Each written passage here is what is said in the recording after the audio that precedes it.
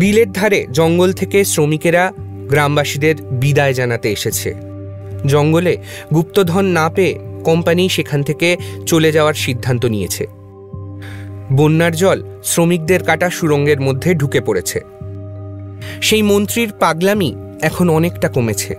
তার বুদ্ধিমতী মেয়ে বরের হয়ে বাবাকে আচ্ছা করে জেনারেটর কোম্পানির লোকসানের হিসাব বুঝিয়ে এসেছে। তাই কোম্পানি 2 ক্ষেপে ধীরে ধীরে এখানকার পাত্তারি গোটাবে।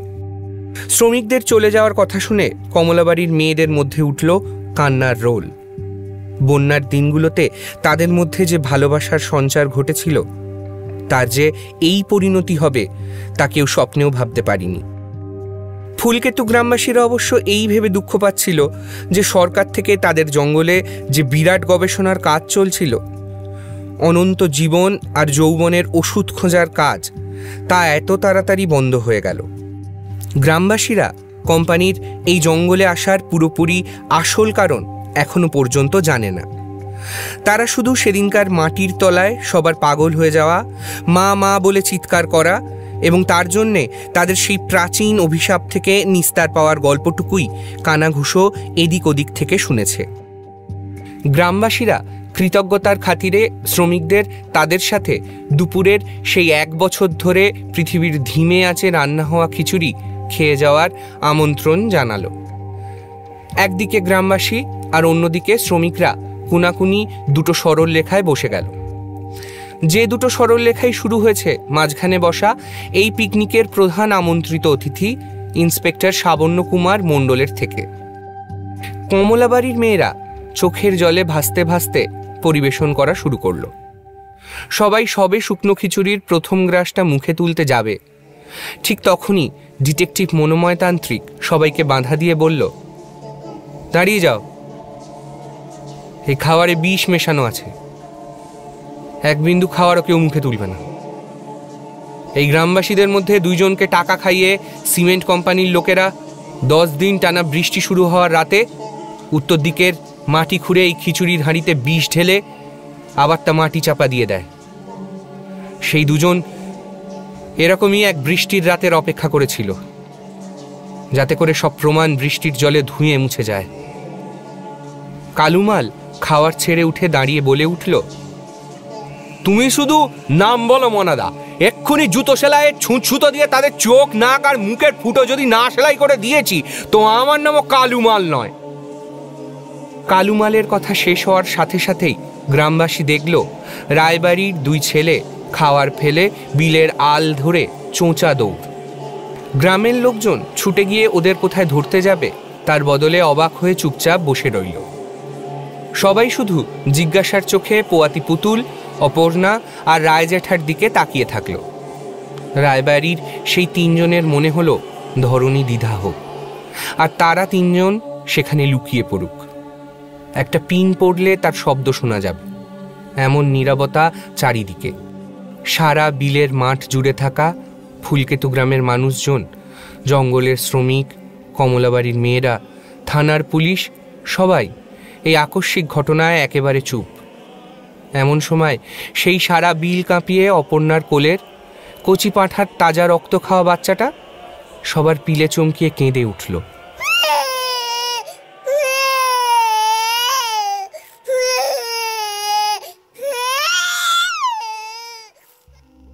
এরপর বছর কেটে যাবে। পুতুলের একটা ফুটফুটে মেয়ে জন্মাবে। 2 ভাইয়ের 2 ছেলে মেয়ে একসাথে স্কুলে গেলে বাকি ছেলেমেয়েরা তাদের বাবাদের নামে বাজে বাজে কথা বলে উত্ত্যক্ত করবে। রায়জেঠা মারা যাবে। পুতুল আর অপর্ণা জমি বন্ধক রেখে ছেলে মেয়েদের বড় করবে। বাচ্চারা বড় হয়ে বিরাট বিরাট চাকরি নিয়ে বিদেশ চলে যাবে। পুতুল আর অপর্ণা তাদের বড়দের অপেক্ষা করতে করতে বুড়ি হয়ে যাবে। তারপর একদিন জাহানারার বড় মেয়ে মর্জিনা তার মেজো মেয়ে আফসানা কাজ করতে এসে দেখবে রায়বাড়ি খাঁ খাঁ করছে, 2 বুড়ি উধাও।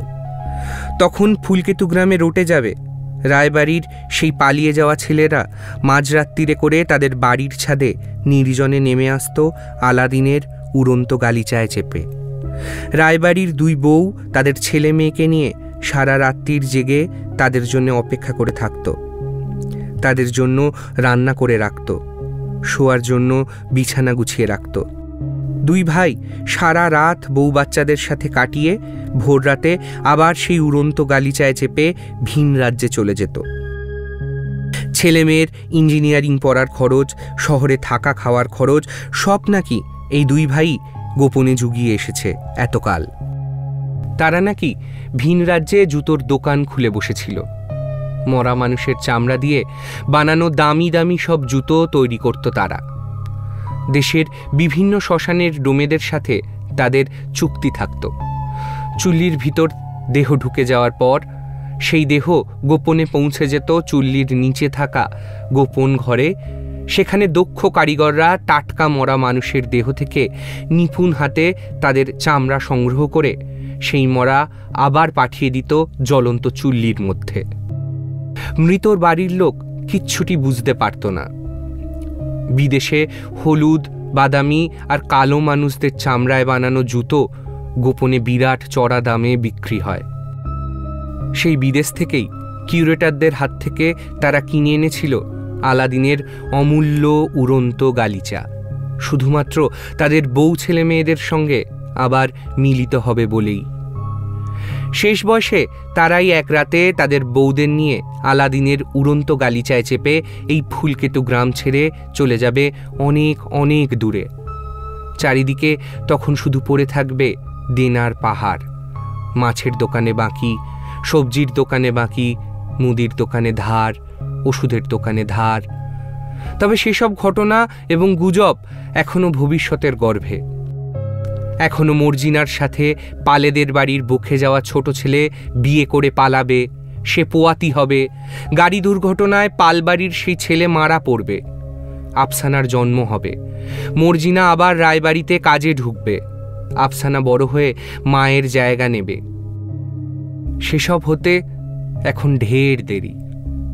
এখন বিলের ধারে পিকনিকে জড়ো হওয়া সবাই সেসব সম্পর্কে কিচ্ছুটি টের পেল না।